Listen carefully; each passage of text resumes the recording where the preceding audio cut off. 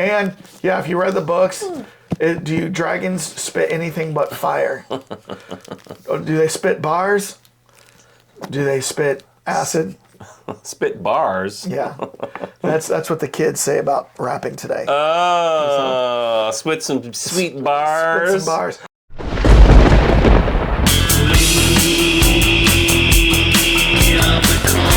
We are the Cult Lords. Release your mind. Release your mind.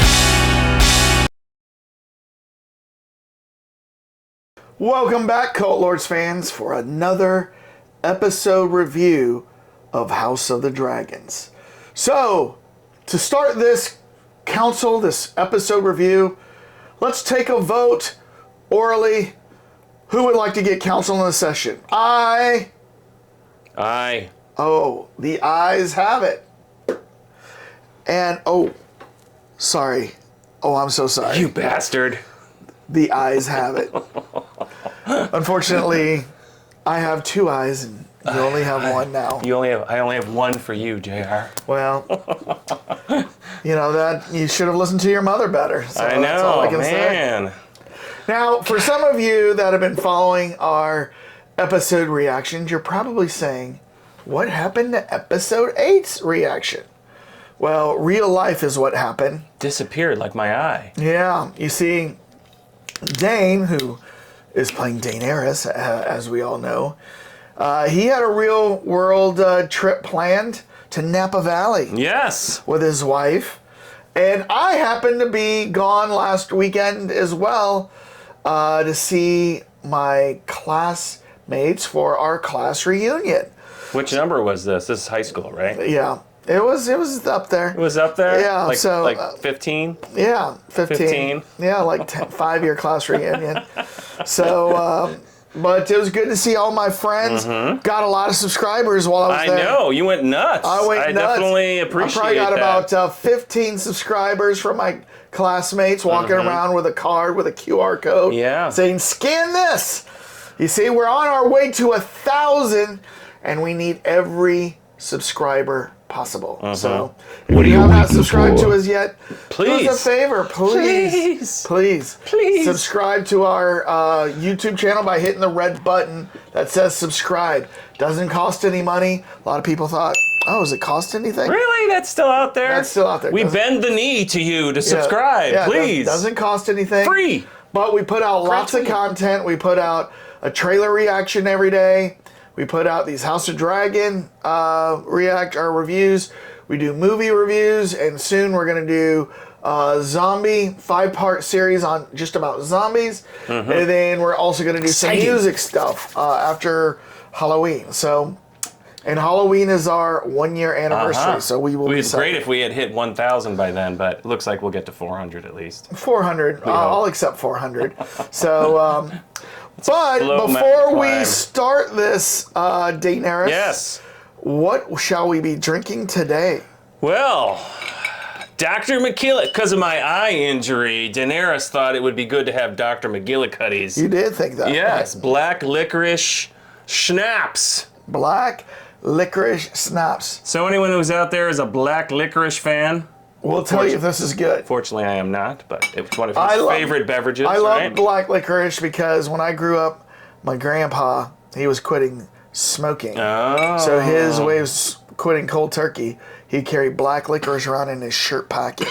And then when he felt the need to go for it, because that's where he kept his cigs, he would grab a black licorice and eat one. So then I would come around and grab a black licorice whenever he grabbed a black licorice. My depth perception is off, so you better tell me if I'm right. Hey, it comes out green. Look at that. Holy cow. I think this is perfect for the Green Council. All right. We couldn't have planned that one better, and you didn't even know it was green. Green Council, cheers. Black licorice to It your is grandpa. green, isn't it, though? That usually is dangerous when it's green. Yeah. Well, it's not bad. It's not as potently black licorice as I thought. It's definitely medicinal. I mean, I would rather have real black licorice, but that's not too bad. It's not too bad. It's definitely more of a mixer But the alcohol content on this baby is authentic when signed. I know, 30% alcohol by volume. World famous since 1891. Original formula. Dr. McGillicuddy's intense black licorice. I mean, you got to like kind of straight. It's a little bit like absinthe. Yeah. It's got a little bit of that flavor palette to it, which is also kind of a menthol type thing. But amazed at the color. we couldn't have planned that any better. The green council and the green liquor. You don't see that from this bottle. I mean, look how black that is. No, and it's not green whatsoever. No. So, to start this episode review, this episode is called The Green Council. Oh, and what does that mean? What does it? They did a little foreshadowing about 2 episodes ago. Doesn't mean Dr. McGillicuddy is going to be there? No. Did a little foreshadowing when the high towers in their tower declare war. They put out a sigil, and it is a green in color. So they must throw something in there to get the green color, but that's it's their call to war. Yeah, it's their call to war. And we saw Allison show up at that one. Yeah. When we kept getting interrupted by all those people at the beginning, and she shows up in all green, and everyone's like, yeah, and then that's, I think, where the 2 brothers that are no longer with us, or whatever. Well, it's Laris and Lionel. Yeah. Lyra. What's the younger brother? I don't know. But yes, we find out that Laris is not a nice guy. So we start this episode in the Red Keep chamber, and we see a little kid running through the hallways. Hey, everybody. No running through He's the an hallways. early morning kid. He was looking for his cartoons. I don't know. But he runs to the missus of the servant quarters downstairs, like they're all getting ready to make some breakfast and do stuff for the day. Hot cakes. Yeah, hot cakes. And flapjacks. Yeah, and eggs. Little eggs. They were like stripping chickens. Did you see that? I think they were defeathering them.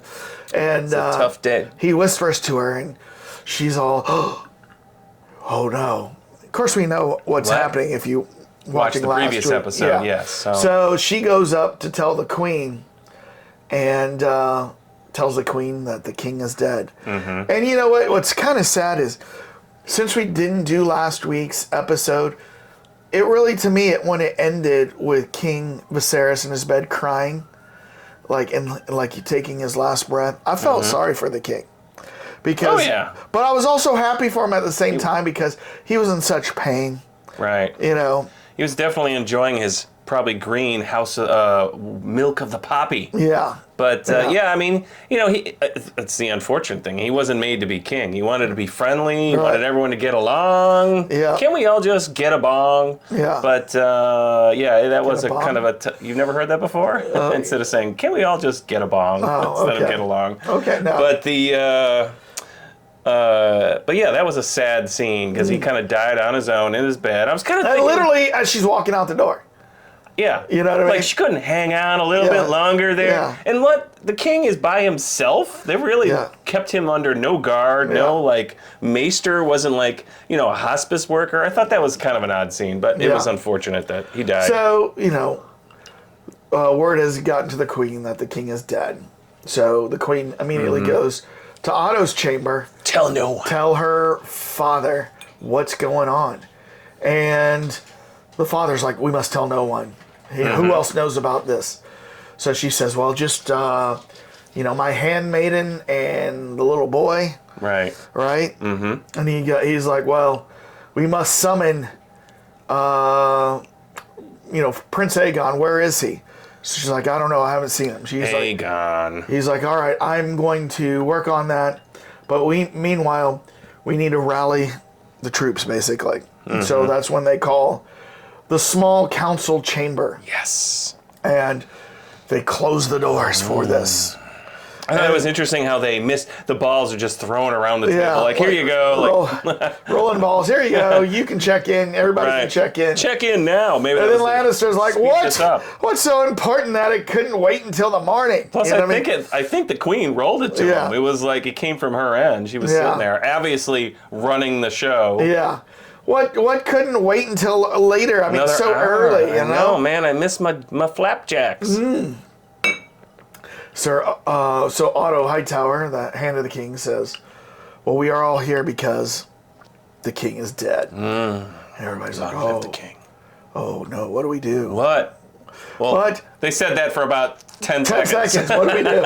And then, like, And they're about like, oh. 7 out of 8 dentists approve treason because about 7 out of the 8 people at the council say, well, we know what to do. Yeah, they just jump right into like plan B. Yeah, plan B. Plan B. We're gonna put Aemon on, or not Aemon, but Aegon onto the throne. We're gonna do this. Let's suppress some people, kill anybody that doesn't go along with us. Only 2 people in the room did not know that this was going on. That was the Queen and Beesbury guy, right? And he is not happy. He's not happy. He stood up till the end. He was like, forget this. Yeah. This is treason. Well, and you know what? I was wondering as he's going off on his treason tantrum. Yes. Is this gonna meet his fate because he's taking this stance? But did you think it was going to be that abrupt, though? Not that abrupt. No. They really cut him. Yeah. To your point, I really did think, okay, well, he's going to be paying the price here, but not when. He's like, for the last 20 years, for goodness sake. Right. Viserys has told us who his heir is, and it's not Aegon. And I am 6 and 70 years old, and I'm having none of this. I've known him way longer than all of you. Yep. And so, I will have no part. yes, he will have no part. Sit your butt down. Yeah. And so, so that's when Sir Criston comes over and grabs his head and just shoves it into the ball. And everybody's like, oh. Although that almost, it was weird the way that happened because it looks like he pushed him, but he didn't like want him to go down so fast. But I'm not sure that ball would do that kind of damage. I mean, he really shoved it in there. He must have had a Walking Dead zombie skull because I know. It went easy. That would have been, yeah, I know. And he's just out, and they all have to sit there and watch him. Like, you guys have been sitting with this guy for like how many years? And no remorse whatsoever. Yeah, I know. Yeah, well, the one person who had remorse was the King's Guard. Yeah. He draws out his sword, puts it on Sir Criston, and he goes, has it come to this? Has it really come to this? Right. And they're like, yeah, it has. And then the Queen says, well, I forgot to tell you, just last night, the last thing the king said is, I want Aemon on the throne. Aegon on the throne. And everybody's like, well, that started the whole thing. yeah, right.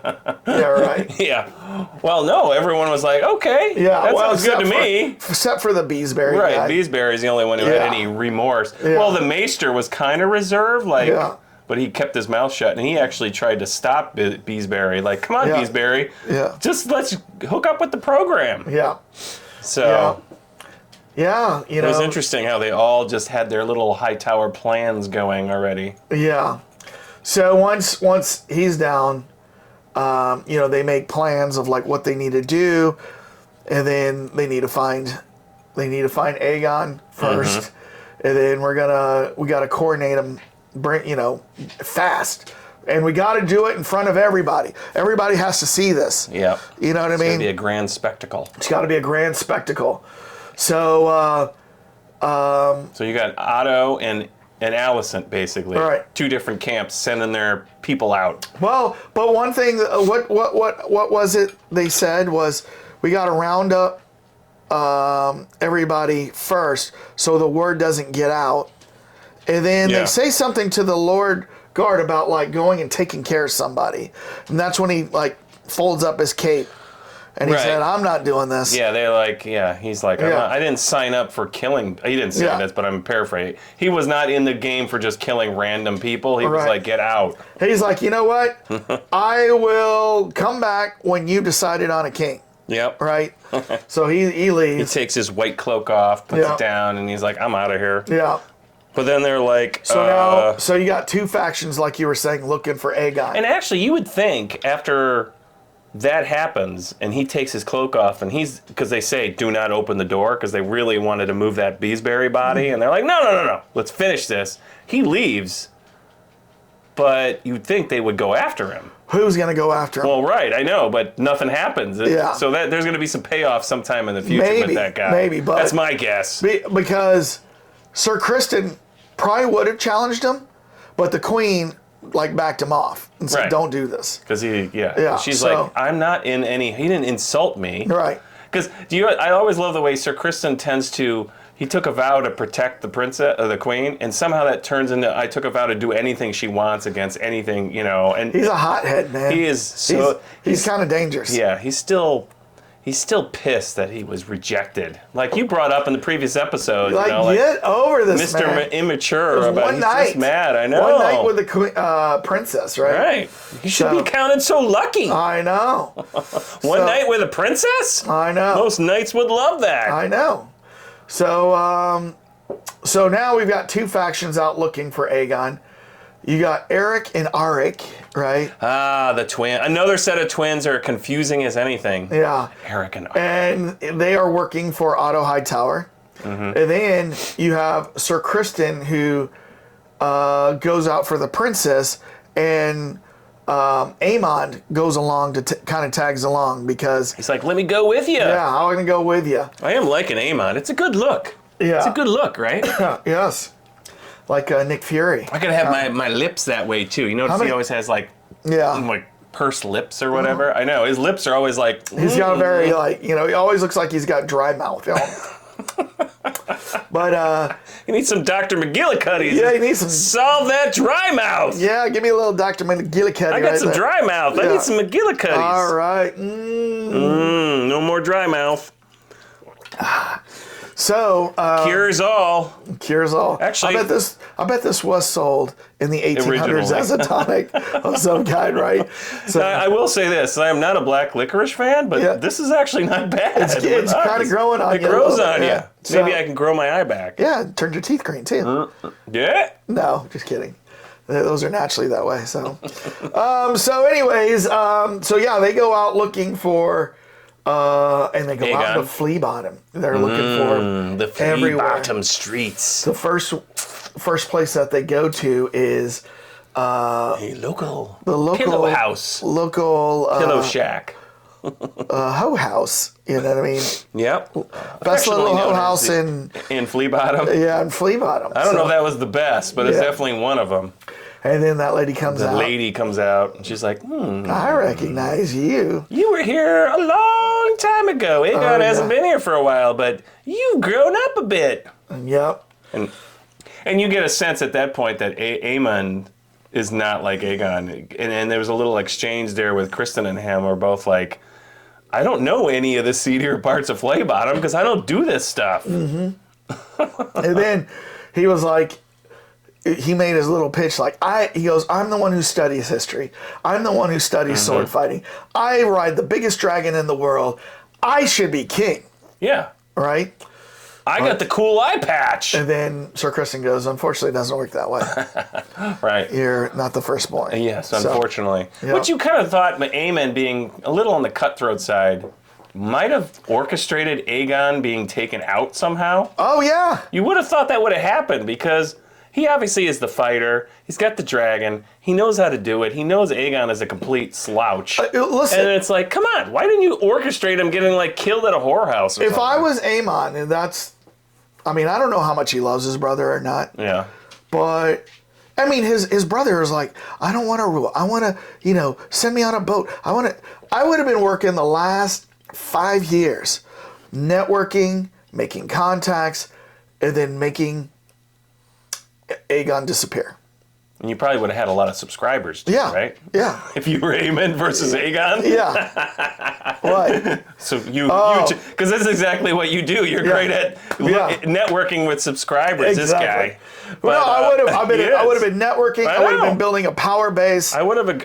I And- completely agree with you. I think Yeah. the only thing that kept Aemon above, out of doing that, is because he saw that he's above the fray. So he never went into the deep waters and sullied his hands. And so as a result, he's like, well, I'm not going to kill my brother because that would bring me down a level. I'm not saying kill him, Well, but do I'd say anything- let's do what Rhaenyra did with her husband. Right? Faked to death. Oh, yeah. Shipped him off on a boat. Yeah, that's right. He could have talked to Aemon and said, hey, shave your head. We'll burn you up on the fireplace and adios. I'm in charge. Yeah, exactly. So- But then, who was it that said, Well, even if he were to die, you wouldn't be next in line. He's already got a kid, right? He's already got children. Oh, they that's would be next in line. And actually, it's one of them, I think, is the one that the boy discovered the king was dead. Just going back on that. Okay. I was trying to figure out whose kid that was, but that's who that was. It was.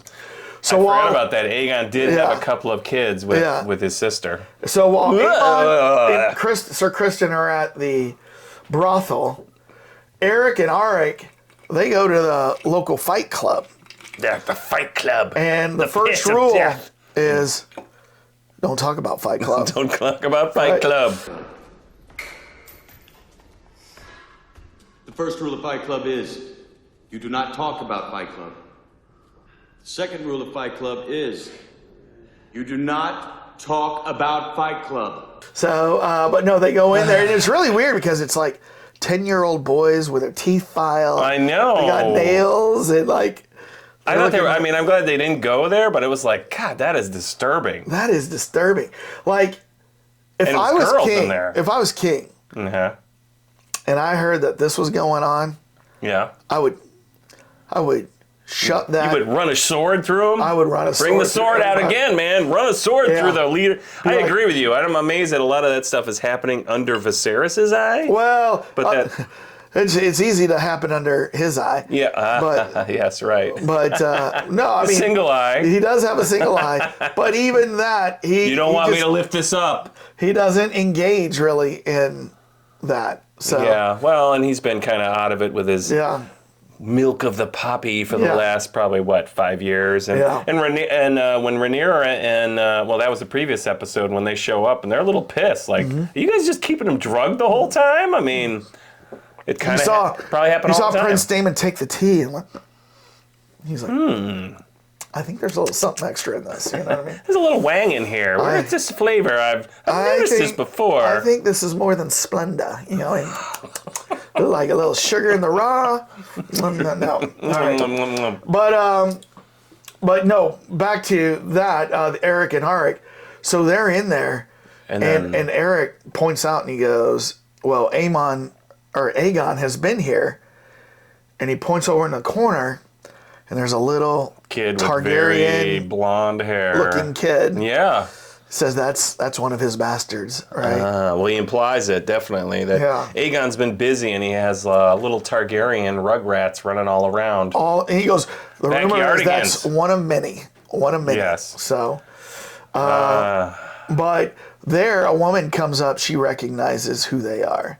She's following them, and then she comes up and says... Jaina, I think is her name. Yeah. She goes, you looking for the prince?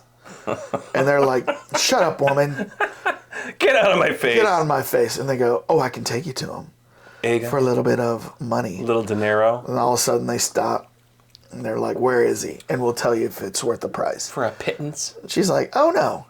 I'm not going to give up my prize before I get the money. So... I think she might have even said the White Worm is the ready White to talk Worm, to you. Yeah, wants to talk to you. To talk to Otto. Yeah. She wants to talk to your master or something like that. So they quickly get out of there with that information. And so they do a lot of cutting back and forth. So, so now we go to the Red Keep, and Lord Caldwell, who I was like, now who's this guy again? Yeah, he made a lot of small little appearances. Yeah. But he's like... you see him, he talks to people, and he's like, oh, yes, I support the king. But he's like, gets on his horse, and he's trying to leave King's Landing. There was that scene where the Ottos, the High Towers, and the Queen were all trying to get all the different lords to bend the knee, and he was one of the few that were, like, reluctantly bending the knee, and then he did it, and then later he's like, probably time to leave. Yeah. Although I thought that whole scene was a little weird because it's like, really? I mean, he just got on his horse. He was like, I want to go out. I want to go get something. Yeah. And they're like, get your ass back in here. I'm gonna go get a sandwich, man. I know, there's a deli down the street. They got a really good Reuben's. I'm gonna go get me a pastrami and corn, you know, or I got a lady on the side. I mean, I'm kind of surprised that they pressed him as hard as they did because it's like, what? He's just going out. He's going to go get a corn dog at the 7-Eleven. He's fleeing Flea Bottom. Yes. So he's wanting to get out. So they bring him back in. And then they kind of confront him, and then they're like, "Take him away, lock him Right. up." Well, which was interesting because really what happens is the next scene you see Princess Rhaenys is trying to get out of her room, and she's all locked up, and they've locked her in her room. Meanwhile, they cut to a scene where they have rounded up every servant of the house, and they take them downstairs into the basement dungeon. Right. And they're locking them up. Yeah, they did not want word to get out. Right. No one at this point knew that the king had died. Right, I mean, it exactly. really was really closed off to just the people in the know. Yeah. In the keep. If you know, you know. So, yep. And then you get to the Fight Club, and then I guess the next scene is what? Otto meeting with Maceres? Yeah. Well, first before that was the queen makes her way to talk to Princess Rhaenys. And she's trying to curry favor, are you going to follow me? And this was important because, she went off. She's like, think about where you're at. Your husband, he's off fighting some war. He gets critically injured. Your son, cuckold. Yeah, cuckold. He's dead. Your brother-in-law got his head chopped off last week. We skipped that part. No, that was last week. Did you see that coming? Yeah. No, I didn't. But, I knew, gosh, there hasn't been any, red wedding moments or anything like that up to this point. There's got to be something coming. Especially when it's Vaemond, right? Yeah. Or Valem? I can't remember his exact. The sea snake's brother. And he's just like, "You're a bastard. You guys, have it coming to you." Then he turns back. Yeah, I know. And he's like, he can keep his tongue. Yeah, he cut it right above the tongue, so the tongue is It's out. still in there, it's like. But that anyways, was a gruesome scene. The queen is trying to get Princess Rhaenys to join her. And Princess Rhaenys is non-committal. Won't make that commitment. Right. But I'm still going to think about it. Now we go to what you're saying. Cut to the scene where the White Worm is meeting with Otto in Flea Bottom. She says, "I know the king is dead." You know how she knows the king is dead? Well, he's surprised by that too. But you recognize what happened earlier in the show? Go ahead. I'm not sure what you're going to reference. I mean that when one of the servants went lit the candles in the window to show that the king was dead, and then they show a kind of a far off shot of the window with the candles in it, so that the White Worm could see that. The Lady of Alicent gave her a signal in the distance. I forgot about that. Yeah, no, that was very subtle. No, Lady Alicent didn't do that. I mean, the Lady of Alicent. The Lady of Alicent, yes. Whatever her name is. The lady's maid. Yep. So so they did that just so she would know. So the White Worm knew that. Otto was surprised, paid her off to shut up, right? And tell her, where's Aegon? Yeah. Tell him where's Aegon. And she said, he's in the Holy Temple, right? Yep. So off Eric and Arik go to the Holy Temple to grab him. And there he is, hiding like Saddam Hussein. In some in his hidey hole. What do they call that? His spider hole. Spider hole. That's what it was. It was in his spider hole. Yeah. In the most prominent part of the entire holy set. Probably the most important person in all of the kingdom right now is hiding in this little hole underneath the altar, the candle, right? The altar candles, yeah. So and totally drunk or whatever he is. He wouldn't have been found if he just didn't cough or whatever. Yeah. And they're like, where is he? Yeah. This place is huge. Yeah. So they grab him, they take him out, and there to meet them on the steps is Sir Criston Of course. and Aemond. Right? How do they figure out they were there? There's that. I mean, they weren't ever, I don't know. That's called creative license there. Yeah. We were just in the area. Yeah. We just happened to be running through the entire labyrinth of Flea Bottom. We just happen to be right here when you're coming out. We were walking from one quadrant of the city to the other quadrant, and we just see you bringing them out. Right. So what was interesting was, I don't know which one it was, Eric or Arik, but gets into a sword fight with Sir Criston. And I think that's Eric is the more loyal one. So he fought it. Arik's like, I'm out of here. I'm not dealing with this. And he's the one I think goes and helps Rhaenys. Yeah, right? well, so Amon goes running, or Aegon goes running. Amon goes and chases him and like tackles him, and that's when Aegon's like, I don't want to be king. I want to leave. Put me on a ship. I don't care. All I want to do is sing. Yeah. I don't want to be king. Get me out. You know what I'm referencing? No. Monty Python. Rather just Stop that. Okay. Remember? Yeah. They go and they rescue the prince, and he's like, I don't want to be rescued. I just want to sing. And then the song starts, and the king's like, no. And then because he shot the arrow. Anyway, we'll play a little bit of that here. Maybe. But yeah. But what I thought was interesting is, once again, Aemon being as what's the word I'm looking for? Opportunistic. Doesn't, just says, no, you got to do this, right? Basically. He's like, you got no choice, bro. You got no choice. You're first buddy. in line. Yeah. So maybe He the fact tackles that the conversation which said, look, even if your brother dies, you are not next in line. Maybe that kind of got him. Like, oh, you're right. I'd have to fight another battle. You know what I mean? Have to basically with his kill kids. kids. Yeah. Right. So, funny how that works. yeah. So, he gets them off. They get him to the queen. And, the queen's like telling Otto, I've got him. And Otto's like, he's upset because his guys had him and then lost him. Right. But what did she say? She says something like, well, not finders, keepers, losers, weepers, but...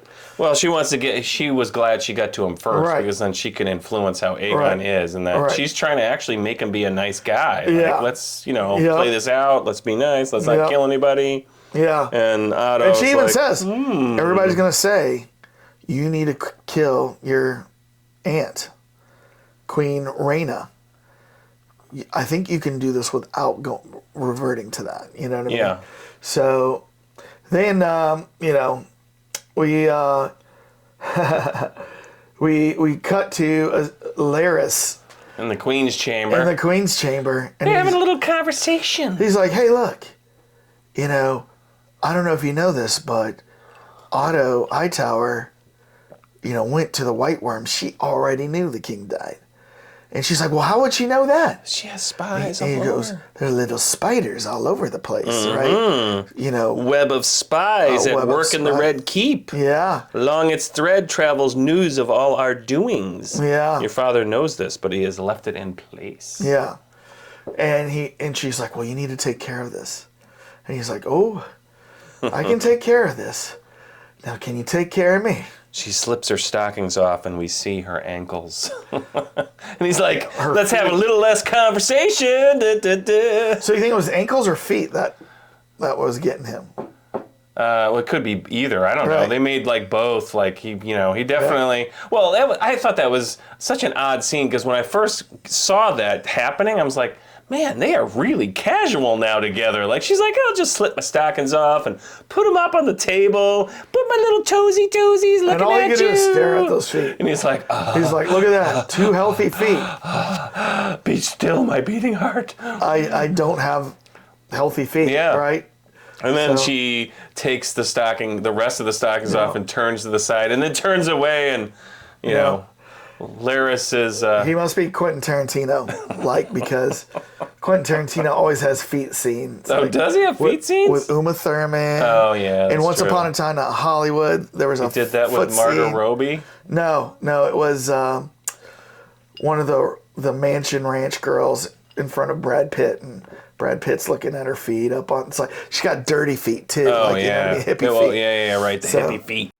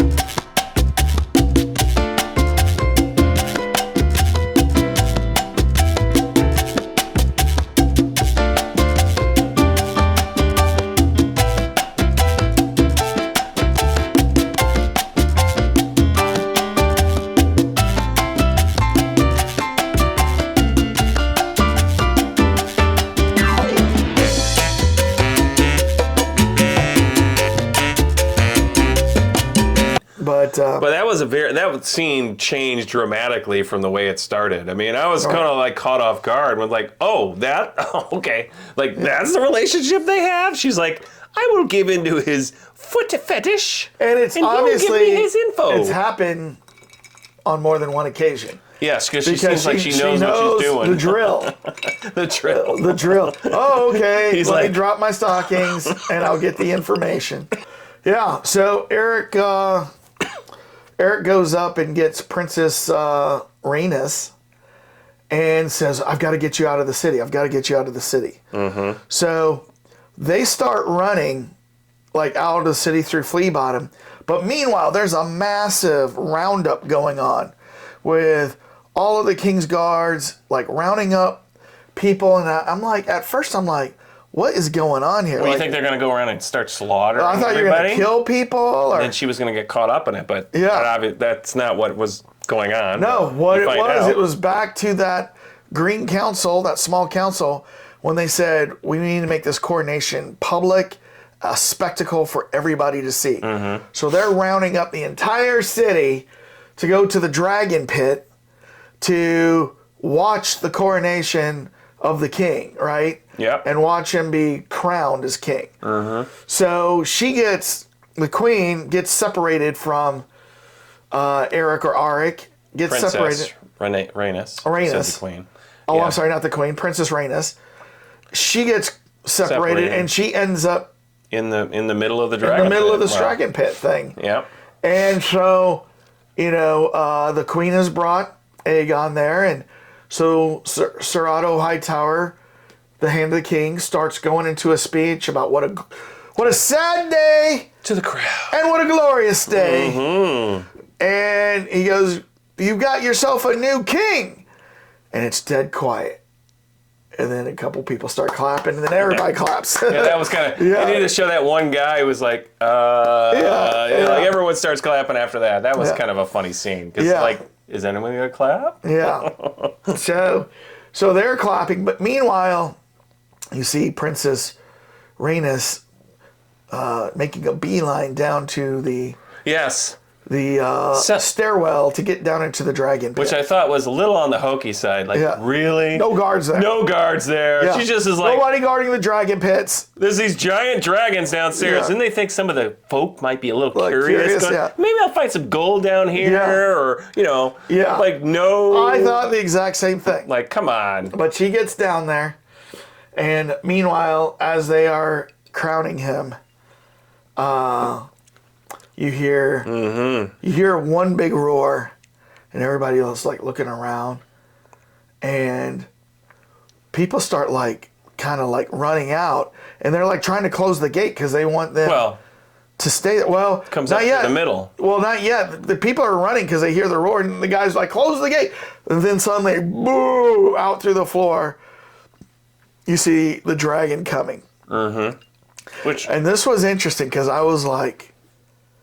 Comes up. As the dragon is kind of flailing its tail and its wings, people go flying. It's just knocking random public people around. I thought that was a little weird because Rhaenys knocking people out the box. She knew she was probably killing everybody that was in the way of the dragon. She's got to make her presence known and get away. But then, you see the dragon kind of rearing its head. The queen grabs Aegon, closes her eyes. You see the fear on Sir Otto Hightower's face. You see the fear on Sir Kristen's face, right? Everybody's got fear. You realize the thing is this: I don't think Aemond was fearful. Yeah, I know. It was kind of because they showed a lot of faces. As a Targaryen, he was the only one. It was kind of like, okay, as a Targaryen, aren't they going to survive this? They haven't established that whole thing in this realm, right? I mean, to your point. I don't know if every Targaryen will resist fire. Right. Because obviously Daenerys did in Game of Thrones, but I don't think they've really established that they're 100% Targaryens can always do that. It might have been something that's in the blood, but it's more of a genetic pass-down thing. I don't know. Everybody looked fearful. Everyone was not happy. Aemond didn't look fearful. So as the dragon is rearing its head, you are seriously, as a viewer of this episode, you're like, is this going to happen? This is going to be a full-on flame. Is this going to be? Are they going to get flamed for this? You know, are we going to get flamed for? No. So, but all the dragon did was let out a massive roar. Smelly roar. Yeah.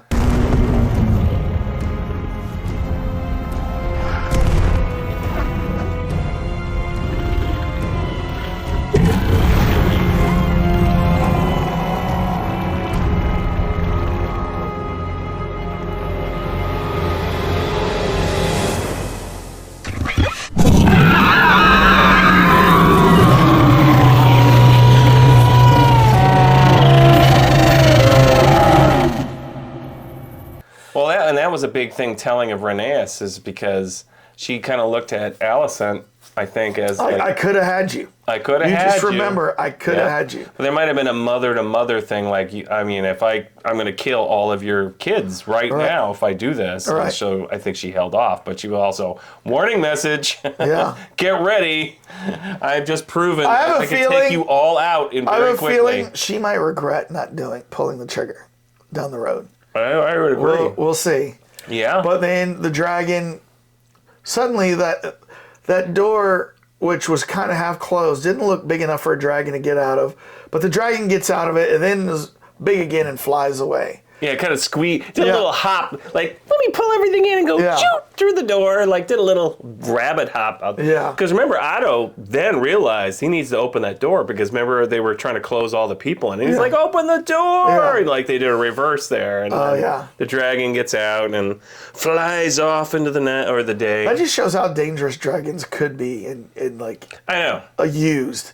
Because she could have laid waste to everybody in that room. Yeah. So... And which is weird that she didn't. I mean, you know, I know it's more like they, you know, maybe she had, because I think that Rhaenyra scene with her, with Alicent, I think that was the premonition to this scene because they were kind of like, hey, I'm here to talk to you about this. Come on, I'm not being mean. But if she had been mean to her and said, your, ass is mine, if you don't bend the knee, your head's going off, then I think it would have been, flame on. Yes. What? So, but yeah, she just kind of gives the look. Mm-hmm. You just remember this. I could have had you. So she flies away, and on her dragon, was it Malleus? Malleus, I think is it. The Red Queen is the nickname of the dragon because it's all red and it's got like copper claws. Yeah. And then obviously she's gonna go tell Rhaenyra. So do all dragons in Westeros spit fire? I believe so, yeah. Okay, because like you play Dungeons and Dragons, different dragons spit different things. Like some spit acid, and some spit fire, some spit cold. Like remember when the dragon was turned by the White Walker King. Well, the White Walker King, it was spitting out like a cold kind of spell. Yeah. Remember? So I don't know. I think that one I haven't heard that the dragons.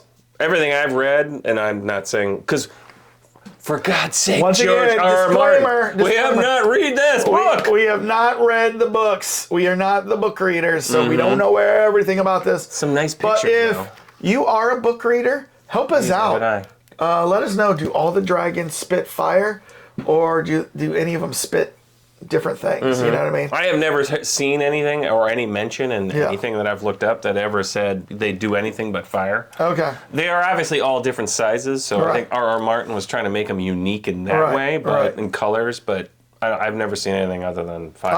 All right. But, so end of scene, and we're done. So what did you think of this episode? This particular... Well, you know what messes me up is I'm combining, because we skipped that episode.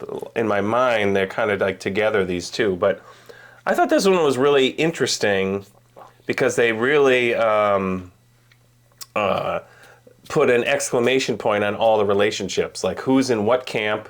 Where's this going next? There's no ambiguity with stuff. I mean, there was no violence again. There's no action really in this, except for the end. But I don't know. It was okay. It wasn't it's not like the best that they've done, but it's not the worst. So. Well, once again, it's all kind of world building, character building. It's a setup for the next episode. And you know what? There's only one episode left. I know. And it's like, where is this going to go? Because you can't wrap everything up in one episode. So there's going to be a lot of loose ends for season 2 to come in. So, well, I mean, I'm going to guess. My guess is, and I really don't know this, is that obviously Rhaenyra is going to go and tell Rhaenyra what's going on because they don't know yet. Right. No, I think they kind of show that happening in the previous. Did they show? Yeah, and they're going to come in full force to kind of exert their authority. So you think next week is going to be just an all-out onslaught on King's Landing with dragons and people? And I mean, that would be the best way to end a season. See, I don't know. I think they're going to put into play. They gotta, unless they just do this fast. I mean, they gotta get a lot of ducks in a row before they go to King's Landing. They gotta gather armies. They gotta, create some strategy. What are they gonna do? And all that could be one episode. You know what I mean? Right. So maybe that's where it ends. The yeah. season ends with them about to go and do the big battle. And they're like, they end it where they're at the walls of King's Landing, and then boop, end the season. Which I would be unhappy. I would like to see a full battle, but I mean, I guess that would be the it because you want to go to the next season, right? But, I mean, then you want everybody talking, right, about next season, like what's going to happen, right? So it is interesting that Corralis's brother, what was his name, Valermon or whatever, he gets his head sliced in half, and there's no repercussion. Like Daemon didn't seem to suffer from that whatsoever in the previous episode, and. It is interesting. Sir Kristen doesn't suffer repercussions for what he does.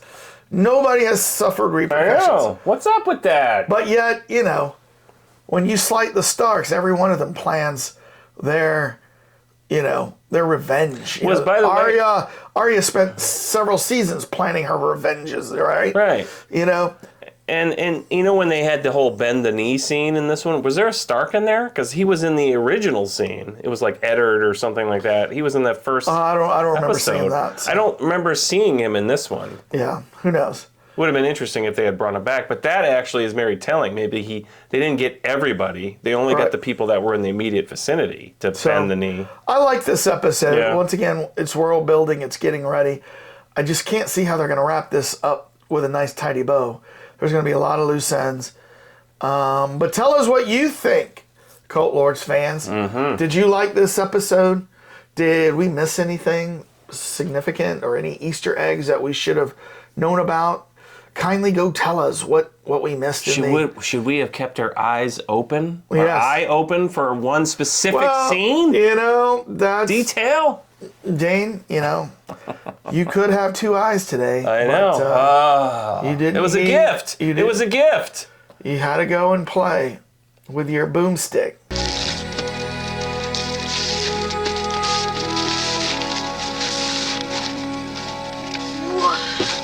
I got a special gift from the White Worm.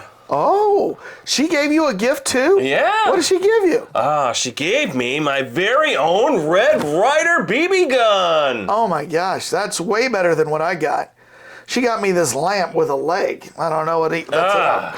Well, what about check this? This out. Yeah. This thing's awesome. You know how many street urchins you can take out with this thing? Oh my gosh, careful with that now.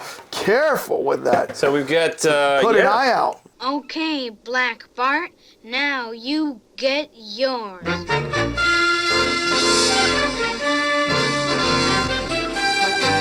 Be chunk, careful. chunk. Yeah, just be I careful. don't even chunk chunk. Yeah. Bam! Chunk chunk bam! Chunk chunk bam! Oh my God! I shot my eye out. You'll shoot your eye out, kid. You'll shoot your eye out. But oh well. There was some bandits that needed to have their butts taken care of. Yeah, you and Buck Jones. Yeah. But anyways, tell us what you think after you go. Hit that subscribe button. We really, what are you waiting are looking. for? Do I need to come to your house and pass around a QR code for everybody? No, we don't need that. You can simply do it yourself. Yeah. Hit the subscribe button. Hit the like button. We need to get to double-digit likes on every video. That helps us in the algorithms to get more people to see who we are. And then tell us in the comments what you thought. Did we miss anything? Are you excited about next week? Just any general thoughts. And yeah, if you read the books, do dragons spit anything but fire? Or do they spit bars? Do they spit acid? Spit bars. Yeah, that's what the kids say about rapping today. Spit some sweet bars. Spit some bars, and just let us know. All right, so Dane, why don't you spit a bar? Peace out. Peace out. They don't beatbox anymore, though. No, they don't do that anymore? No. I'm old school. Yep, you are. I like old school.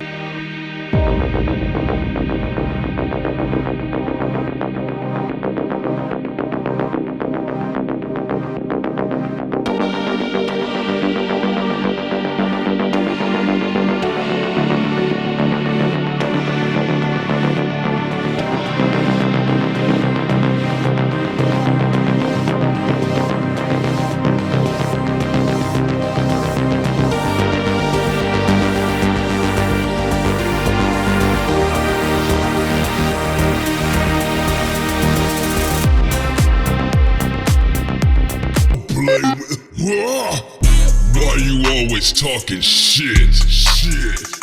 You know I'll steal off on you quick. Shenron keep a full clip. I keep brat. It's how it sound when it spit.